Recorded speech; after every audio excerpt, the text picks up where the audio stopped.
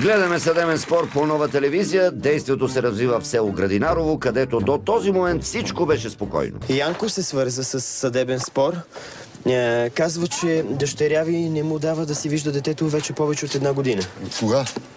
От февруари 2012 година, нали така? 12 от февруари, 22 февруари. Тогава, както взяха тук, не ми разрешава да видим пето си. Това отговаря ли на истината? Ко? Не. Тъста хем не разбра въпроса, хем отговори. Ко? Не. Направо е като машина. Ко? Не. Не е машина, Кръстев, а същински гърга питич от черна котка Белкотарак. Но да оставим тъста, защото се задава един буреносен облак. Тъщата! Кой е ден дошъл той тук дете да вземи? Що лъжи? Що докара той този телевизор? Хубава работа. Екипът се превърна в телевизор. Ти с твоите лъжи. Закръта ли се занимава с тебе? Пътята никой не се... Вече телевизора ли ни къщи, бе? Тъщата е толкова ядосена, че зетя ни телевизор, ни радио може да го спаси. Вече телевизора ли ни къщи, бе? Виж какво ще те кажа. С телевизор не може да му плашиш. И докато репортерът телевизор се чуди на кой канал да превключи, С телевизор не може да му плашиш. лютата ромка продължи да ръси бисери. Пишеш разлика, посеш жалби. Чакай сега, господин млад меринджер. Ти си млад меринджер. Меринджей, жаби, тук става страшно. О, най-доброто, Кръстев, те първа предстои. Колко? Чакай сега. Чакай, тебе не те интересува. Господин млад меринджер, 24 са определяхте. Ако ти постигнеш, само тогава ще видиш. Тъщата набра скорост и не знам дали вече някой може да я спре. Не е сигурно.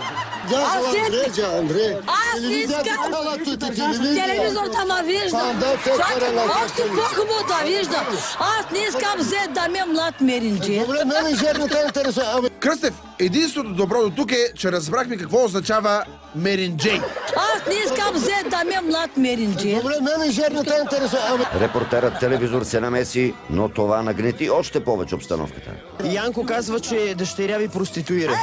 Кога? Край, заклад. Кога? Не, по-скоро ще го пребия с камъни. Не, дайте, моля ви се, не дайте. Пуснете, моля ви се, пуснете кермидите. Абе, той не е твоето дете. Докажи е твоето. Направи дека. Ще чупя този телевизор. Това не могат да го укротят и в цирка. Ще чупя този телевизор. А кой е баща на детето? Кой е баща на детето? Успяха да натикат тъщата в двора, но не се гаси той, що не гаси.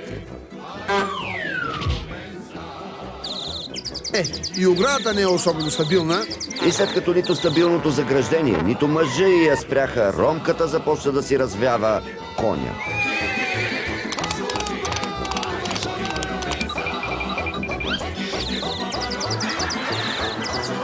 Да се откапва чуждо дете. Как се откажи, като той е мой вече? Правда ли? Скок се ли вътре? На това му се казва нагледно доказателство. Как се откажи, като той е мой вече? Правда ли? Скок се ли вътре?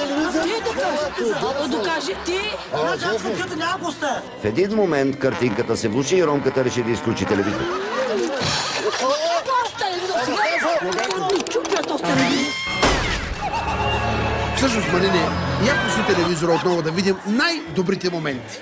Ко? Не. Вече телевизора ли ни къщи, бе? Виж какво ще те кажа. С телевизора не може да му плашиш. Пишеш разлика, посеш жалби. Колко? Чакай сега.